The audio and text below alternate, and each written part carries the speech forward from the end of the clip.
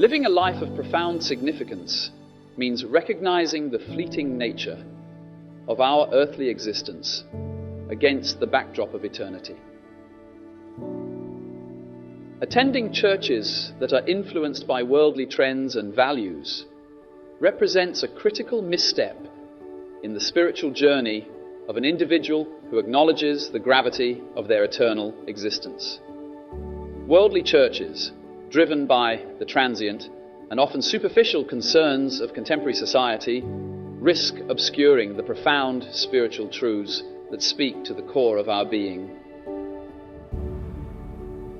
Such institutions may prioritize material success, social conformity, and temporal satisfaction over the timeless teachings of Christ, which center on self-sacrifice, spiritual growth, and the pursuit of holiness. This distortion not only diverts believers from the path of true discipleship, but also neglects the reality of our eternal destiny.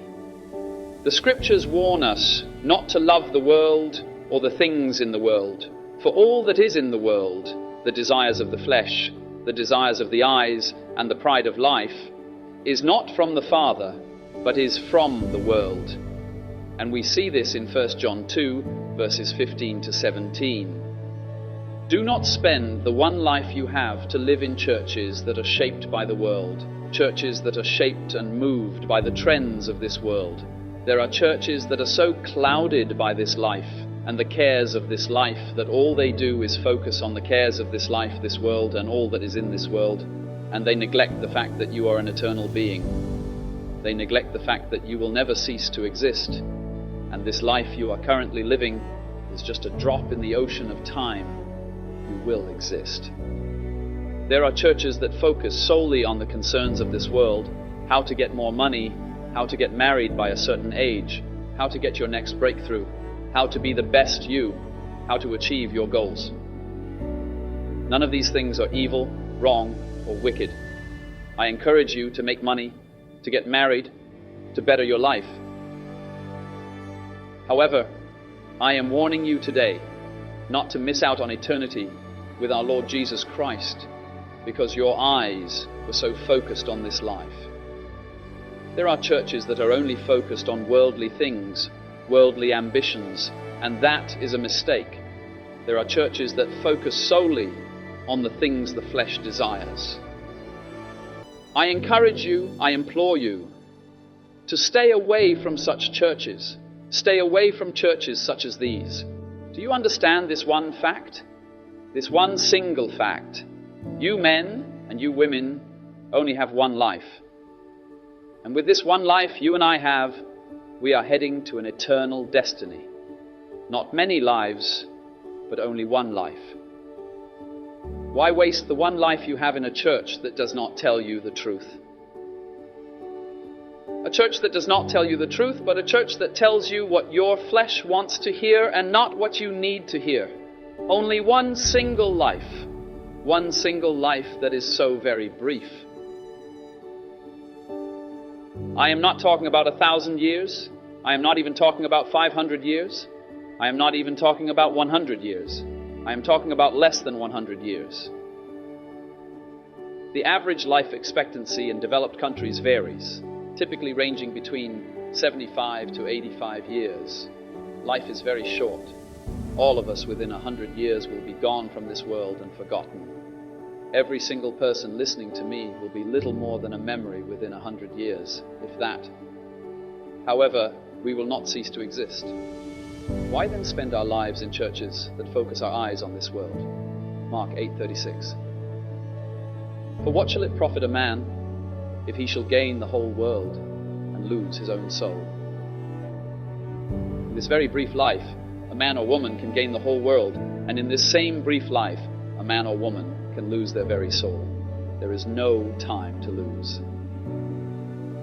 For you and I have no idea whatsoever how long we have left in this brief life. This tells me that each hour is of measureless value, each minute is of sacred importance. Do not waste your life in a church that will deceive you into the very gates of hell. Do not waste your life in a church that will deceive you into living a life that lives for now, and not eternity.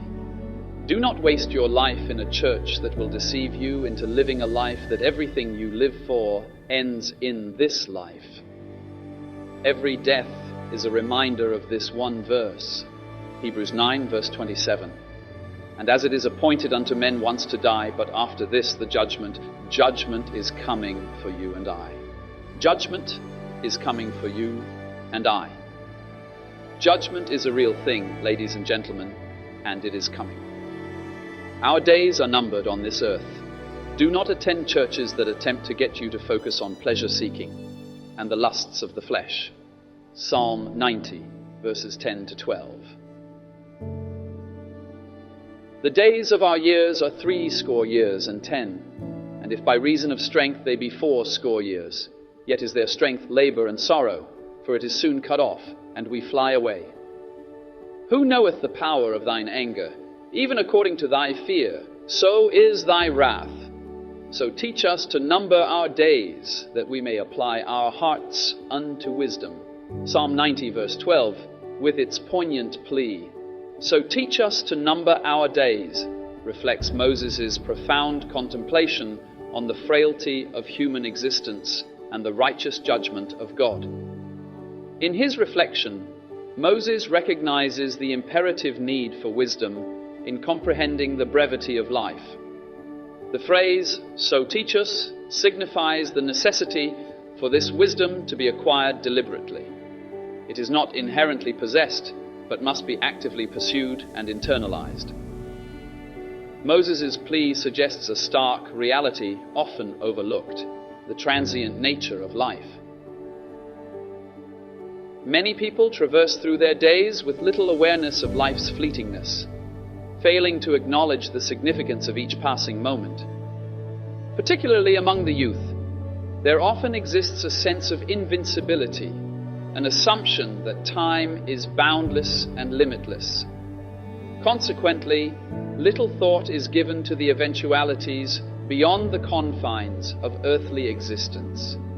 However, Moses' entreaty encapsulates a deeper truth, a truth that transcends mere temporal considerations. By urging God to impart the wisdom to number our days, Moses implores for insight into the profundity of human mortality and the eternal implications thereof. It is a call to recognize the finite nature of earthly life and the imperative to allocate time with intentionality and purpose. The man who numbers his days remembers life isn't permanent. Therefore, he lives his life as though life isn't permanent. Too many people in our age live as though it is permanent, and this is promoted by many churches. The man who is aware of his mortality is aware that he will one day experience it and will go to answer God. Therefore, he or she lives a life that will one day give account to a holy God. Attend a church that preaches about the God of Abraham, Isaac, and Jacob, the God who sees all and who will one day judge all. The living God. Look at the Old Testament saints. The Old Testament saints served a living God. And today, as I preach this sermon to you, I want to tell you to attend churches that serve the living God. And Moses served the living God. Psalm 103, verse 7.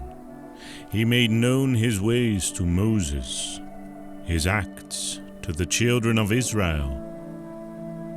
Moses asked to be taught God's ways so he can know God.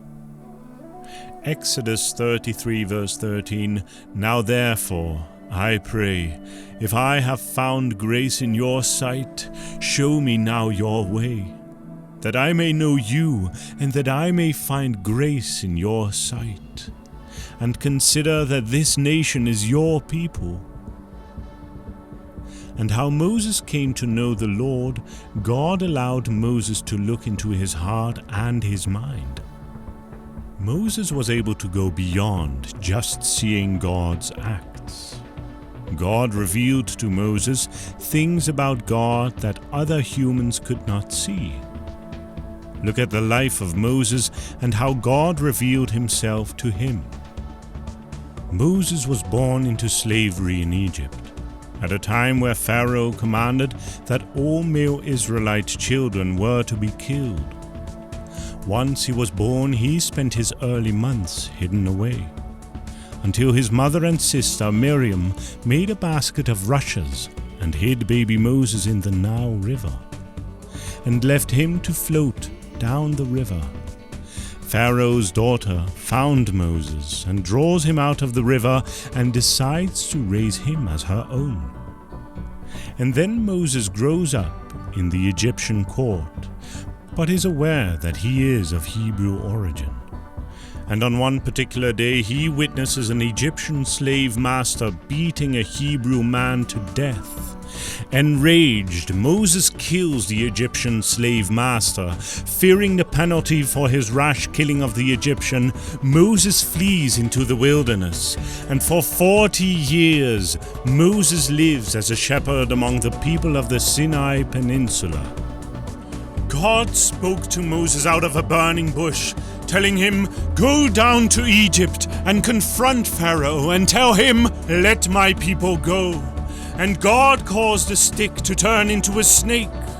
Pharaoh, in his stubbornness, refused to listen to Moses, so God fought for his people using nature.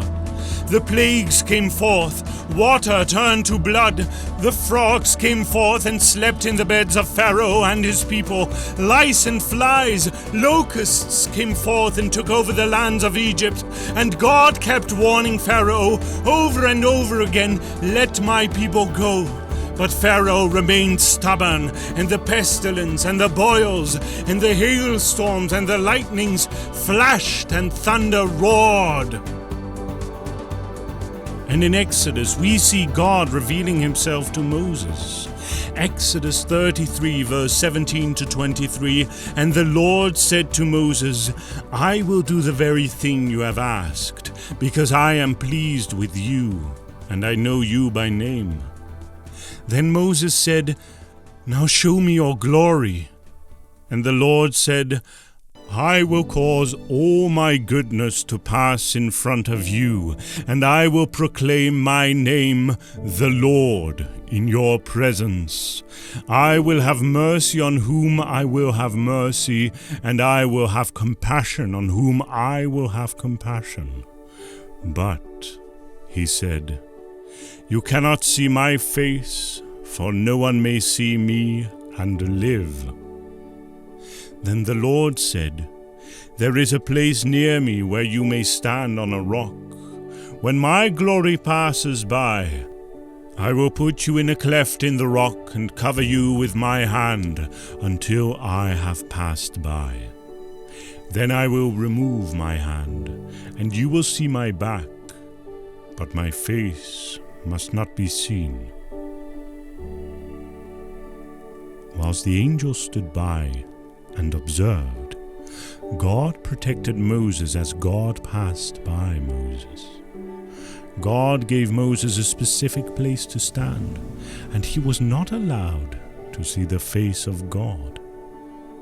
Moses could only see God's back.